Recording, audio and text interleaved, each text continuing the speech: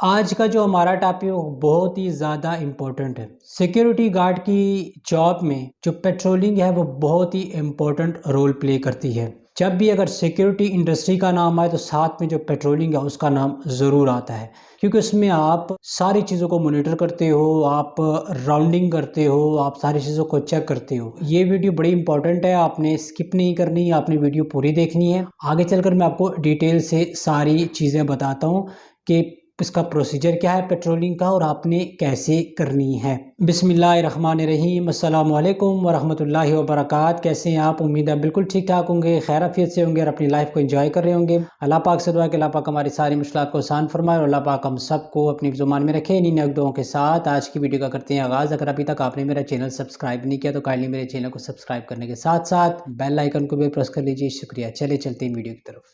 Security की job में जैसे मैंने पहले बताया कि पेट्रोलिंग बहुत इम्पोर्टेंट होती है और आप कहीं भी जॉब करें, कहीं भी आपकी ड्यूटी लगे, इवन के होटल में, आप बिल्डिंग में, ऑफिस कॉम्प्लेक्स में, रेजिडेंशियल बिल्डिंग्स में, किसी वेयर हाउस में या फिर किसी कंस्ट्रक्शन साइट पे, इवन के ओपन स्पेसिस पे, तो कहीं भी आप जाएं तो आपको पेट्रोलिंग ज़रूर करना पड़ती है। अब कुछ ऐसी साइट्स होती हैं जिनमें एक बंदा, स्पेसिफिक बंदा, एक सिक्योरिटी वाला जिसकी ड्यूटी ही पेट्रोलिंग करना होती है। और कभी आपकी ड्यूटी होटल में लगे तो होटल में बाय रोटेशन होता है, कभी आपने पेट्रोलिंग करनी होती है, कभी आपके कोलीग ने करनी होती है, या कोई एक बंदा फिक्स होता है पेट्रोलिंग करने में। और बिल्कुल ऐसा ही सेम शॉपिंग मॉल्स में भी होता है। शॉपिंग मॉल्स में कभी कभी एक बंदा स्पेसिफिकली पेट्रोलिंग के लिए उन्होंने हायर किया होता है, या फिर आपको बाय रोटेशन पेट्रोलिंग करनी पड़ती है। लेकिन अगर आप एज अ टीम काम नहीं कर रहे, अगर आप बिल्डिंग में एक या दो लोग काम कर रहे हैं, तो आपने ही सब कुछ करना है। आपने ये वीडियो बहुत गौर से देखनी है और आपने स्किप नहीं करनी। देखिए, पेट्रोलिंग में जो इनिशियल जो पेट्रोलिंग होती है, जो आपकी फर्स्ट पेट्रोलिंग होती है, याद रखें वो बड़ी इम्पोर्टेंट होती है। वो इसलिए इम्पोर्टेंट होती है कि फॉर एग्ज़ाम्पल अगर आप डे शिफ्ट में काम कर रहे हैं और अगर नाइट शिफ्ट में कुछ हो गया और उस बंदे ने रिपोर्ट नहीं किया या उसने आपसे हाइड किया और आपने उसको इनिशियल पेट्रोलिंग में चेक नहीं किया, और अगर मैनेजमेंट फाइंड आउट कर गई या आपके सुपरवाइज़र को पता चल गया कि प्रॉब्लम क्या है या उधर कुछ प्रॉब्लम है, तो फिर ब्लेम किस पे आएगा? ब्लेम आप पे आएगा। इवन कि अगर इंसिडेंट एक्सीडेंट नाइट में हुआ हो लेकिन आपने इनिशियल पेट्रोलिंग में वो रिपोर्ट नहीं किया, तो आपके लिए प्रॉब्लम हो सकती है। इसलिए इनिशियल पेट्रोलिंग बहुत ज़रूरी है। और देखिए, इनिशियल पेट्रोलिंग में जो सबसे मेन चीज़ और सबसे जो मेन फोकस आना चाहिए वो हाई रिस्क एरिया होना चाहिए। वैसे तो आपको पूरी पेट्रोलिंग करनी है, मैं आपको डिटेल से बताता जाऊंगा, लेकिन हाई रिस्क एरिया जो होते हैं बिल्डिंग के, उनको आपने स्पेसिफिकली फिजिकली जाके आपने चेक करना है। देखिए, हाई रिस्क एरिया में आपके एंट्रेंस एग्जिट बैरियर आ जाते हैं, हाई रिस्क एरिया में आपके एग्जिट एंट्रेंस डोर आ जाते हैं, और हाई रिस्क एरिया में आपका जो मटेरियल जो साइड पे पड़ा होता है वो आ जाता है। उसके बाद फायर पंप रूम बहुत इंपॉर्टेंट है, ये भी हाई रिस्क एरिया में आता है। उसको आपने चेक करना होता है कि कहीं वाटर लीकिंग नहीं हो रही, क्या पंप रनिंग में है या पंप रनिंग में नहीं है। अगर कुछ भी ऐसा फील हो कि यार ये ऐसा नहीं था, इसको ऐसा होना चाहिए था, तो आपको रिपोर्ट करना है। उसके बाद जो रूफ टॉप होती है बिल्डिंग की, याद रखें वो आपका हाई रिस्क की एरिया होता है, उसको आपने चेक करना होता है। और स्पेशली जो ग्लास डोर लगे होते हैं, अक्सर लोग उनको तोड़ के चले जाते हैं और आपको पता नहीं लगता, तो उनको आपने हाई रिस्क की लिस्ट में रखना है, उनको आपने प्रॉपरली चेक करना है। तो ये तो होगी हाई रिस्क एरिया की। लेकिन नॉर्मली अगर आप बिल्डिंग में काम कर रहे हैं तो आपको पेट्रोलिंग रूफ टॉप से लेके बेसमेंट तक और अराउंड द बिल्डिंग, यानी कि आपके बिल्डिंग के आगे पीछे का जो एरिया है उसको भी आपने पेट्रोल करना होता है। देखिए, पेट्रोलिंग में जब आप रूफ टॉप में जाते हैं तो बहुत सारी मशीनरी वहाँ होती है, कभी कभी चिलर लगे होते हैं या कुछ पंप्स होते हैं, कुछ ऐसे इक्विपमेंट्स होते हैं जिनको आपने चेक करना होता है, चाहे वो फायर एंड सेफ्टी से रिलेटेड हो या चाहे वो एमईपी से रिलेटेड हो या फिर दीवा से रिलेटेड हो, कोई भी हो, तो आपने उनको प्रॉपर चेक करना है। आपने रूफ टॉप की जो लाइट्स हैं चेक करनी है। उसके बाद जब भी आप फ्लोर की पेट्रोलिंग करें, यानी कि कॉरिडोर जो वॉकवे होता है, जो कॉरिडोर होता है, अगर उसकी आप पेट्रोलिंग करें, उसमें आपने जो सीलिंग्स वगैरह होती हैं उनको चेक करना है कि कहीं डैमेज तो नहीं हो रहा। अगर कहीं से वाटर लीकिंग हो रही है तो वो आपने रिपोर्ट करनी है। उसके बाद जो फायर एग्जिट के जो साइन होते हैं उनकी लाइट काम करे या लाइट काम नहीं कर रही, सीलिंग में कितनी लाइट्स काम कर रही हैं, कितनी नहीं कर रही, और उसके बाद आपने फ्लोर्स की टाइल्स वगैरह चेक करनी है, या कोई डोर का लॉक डैमेज है वो आपने चेक करना है। उसके बाद आपने फायर होज रील चेक करनी है कि कहीं से वो लीक तो नहीं कर रही।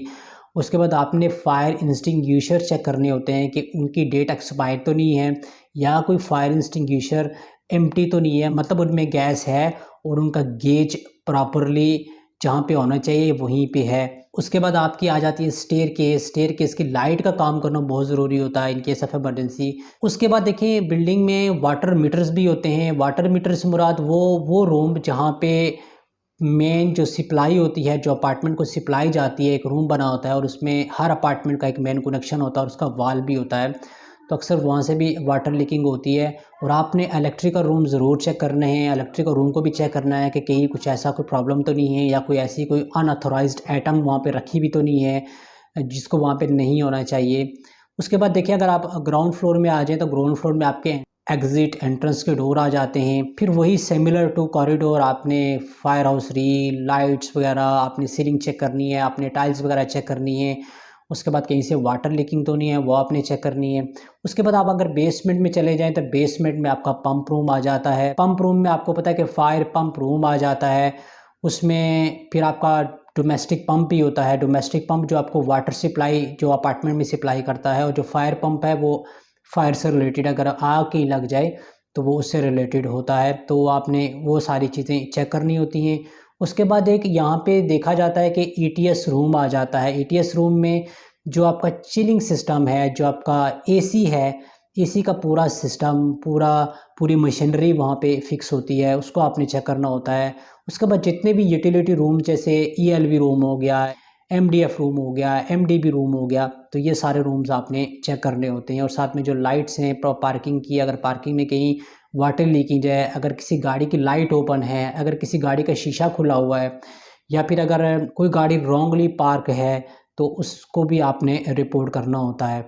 और अगर सराउंडिंग की बात करें तो देखिए बिल्डिंग की सराउंडिंग बड़ी इंपॉर्टेंट होती है। कभी कभी आपकी बिल्डिंग के आगे पीछे कोई गाड़ी वाला अपनी गाड़ी मार जाता है, गाड़ी ठोक जाता है, कुछ पोल डैमेज कर जाता है, या कोई आते जाते कोई ऐसी चीज़ रख देता है जिसको वहाँ पे नहीं होना चाहिए, वो आपने सारी चीज़ें मॉनिटर करना होती हैं।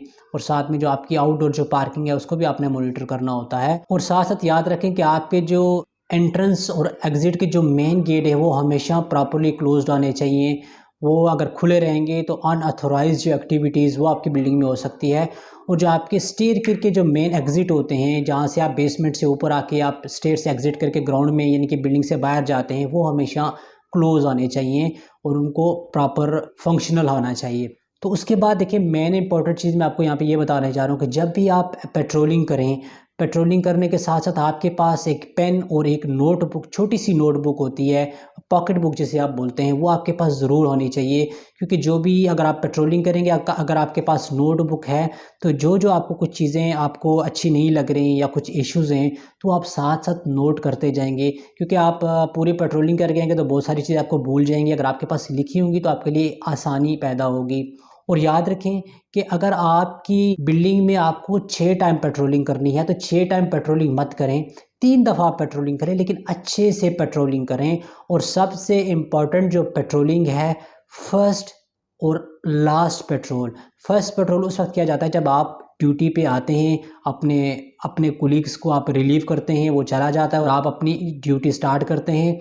और लास्ट पेट्रोलिंग तब होती है जब आप चले जाते हैं कि आपकी ड्यूटी ख़त्म होने के टाइम, उस टाइम में भी आपने सारी चीज़ें चेक करनी होती हैं, ताकि अगर कोई प्रॉब्लम हो तो कोई आप पे ब्लेम ना आए। कोई प्रॉब्लम हो तो आप उसको ऑलरेडी ड्यूटी फिनिश होने से पहले रिपोर्ट कर दें, बाद में आपको नाइट शिफ्ट या आपकी डे शिफ्ट आपको ब्लेम ना करे। याद रखें कि मैं हमेशा अपने सीनियर से सुनता हूँ कि अगर आप एक मक्खी भी उड़ती देखें तो उसको भी आपने रिपोर्ट करना है।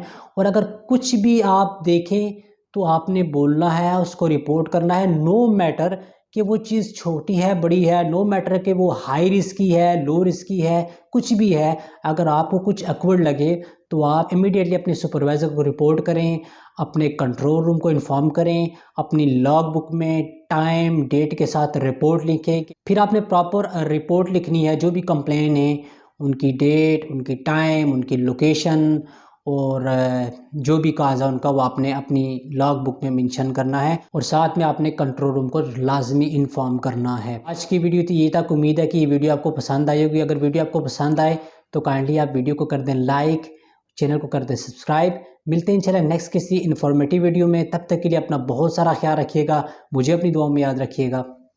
अल्लाह हाफिज़।